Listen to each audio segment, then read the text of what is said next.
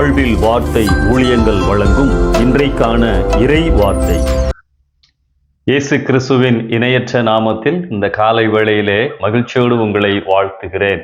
இந்த நாளிலும் கர்த்தர் உங்களை ஆசீர்வதிப்பாராக, உங்கள் தேவைகளை சந்திப்பாராக. இன்றைக்கான இறை வார்த்தையில் ஆண்டவருடைய வார்த்தைகளை தியானிக்கலாம். நம் விசுவாச வாழ்க்கையில் பிரச்சனைகள், நெருக்கடிகள், கவலைகள், போராட்டங்கள் வருவது இயல்பான ஒரு காரியம்தான். இப்படிப்பட்ட சமயங்களில் நம் மனநிலை 4 விதமாய் காணப்படலாம். ஒன்று, இதை ஏற்றுக்கொள்ள முடியாமல் அதற்கு எதிராக நின்று, ஐயோ இது எனக்கு நேரிட்டிருக்க கூடாது, ஏன் இந்த துன்பம் என்று புலம்புவார்கள்.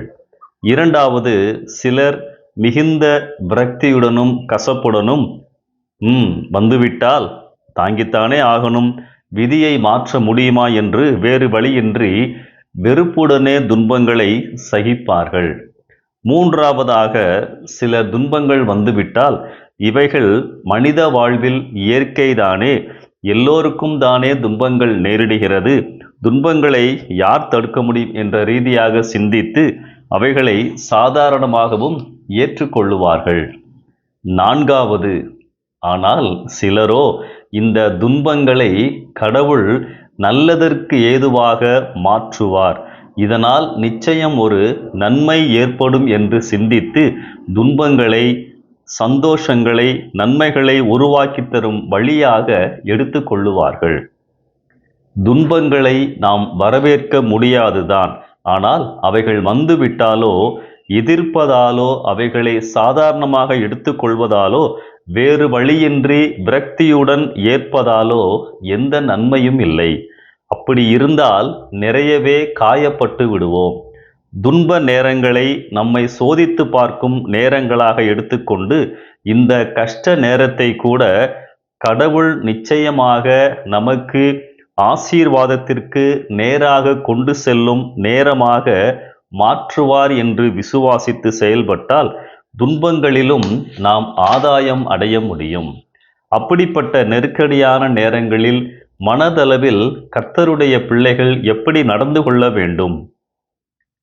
வேதத்திலே இருந்து 3 ஆலோசனைகளை காண்பிக்க விரும்புகிறேன். முதலாவது, கடந்த காலங்களில் கடவுளிடம் பெற்ற நன்மைகளை நினைவு கூறுங்கள். Recall the previous blessings you received from the Lord. சோர்வான நேரங்களில், கடந்த நாட்களில் கடவுள் உங்களை நடத்தி வந்த பாதைகளை நினையுங்கள். அவர் செய்த உதவிகளை, பெற்ற நன்மைகளை, அதிசய வழி நடத்துதலை நினைவு கூறுங்கள்.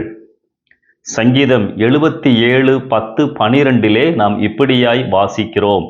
இது என் பலவீனம், ஆனாலும் உன்னதமானவருடைய வலது கரத்தில் உள்ள வருஷங்களை நினைவு கூறுவேன், கர்த்தருடைய செயல்களை நினைவு கூறுவேன், உம்முடைய பூர்வ காலத்து அதிசயங்களையே நினைவு கூறுவேன், உம்முடைய கிரியைகளையெல்லாம் தியானித்து உம்முடைய செயல்களை யோசிப்பேன் என்றேன். உபாகமம் 7ஆம் அதிகாரம் 17 முதல் 21 வசனங்களில் ஆண்டவர் தரும் ஆலோசனைகளை கவனியுங்கள். இஸ்ரவேல் மக்கள் கானானுக்கு அருகே சென்று அங்கே இருக்கின்ற மக்களையும் சூழ்நிலையையும் பார்த்து பயந்தால், தடுமாறினால் என்ன செய்ய வேண்டும் என்று சொல்லி இங்கே ஆண்டவர் கூறியிருக்கிறார். எகிப்திலிருந்து விடுதலையாகி வரும்பொழுது ஆண்டவர் எகிப்து மக்களுக்கு செய்த அடையாளங்களையும் பார்வோன் சேனைக்கு அற்புதமாய் தப்புவித்ததையும் நினைத்து அவர்களுக்கு பயப்படாமல் இருங்கள் என்று ஆண்டவர் சொல்லுகிறார். அதாவது செங்கடலை பிளந்து பாதை உருவாக்கி அவர்களை பார்வோனிடமிருந்து அற்புதமாக காப்பாற்றினதை நினைத்து பார்க்க சொல்லுகிறார். இஸ்ரவேல் மக்கள் நெருக்கடி ஆபத்து வந்த போதெல்லாம் தங்கள் ஆண்டவர் அவர்கள் கடந்து வந்த பாதைகளை, ஆண்டவர் வழி நடத்தினதை மறந்து போனார்கள். தலைவனாகிய மோசே அதை நினைவுபடுத்தி கொண்டே இருந்தார். ஆம் அன்பானவர்களே, நெருக்கடியான நேரங்களில் கடந்த கால ஆசீர்வாதங்களை நினைவு கூற வேண்டும் என்றுதான் ஆண்டவர் இங்கே கூறுகின்றார். அது நம் விசுவாசத்தை தூண்டிவிடும், கவலைகளை மறக்கச் செய்யும். முதலாவது வேதம் காண்பிக்கின்ற காரியம், ஆபத்து நெருக்கடி நேரங்களில் கடந்த காலங்களில் ஆண்டவர் உங்களை நடத்தினதை, விடுதலை செய்ததை, அற்புதங்கள் செய்ததை நினைத்து பாருங்கள். உங்கள் விசுவாசம் துளிர்விடும். இந்த சிந்தனையோடு இந்த நாளை ஆரம்பிப்போம். கர்த்தர் உங்களை ஆசீர்வதிப்பாராக. ஆமென்.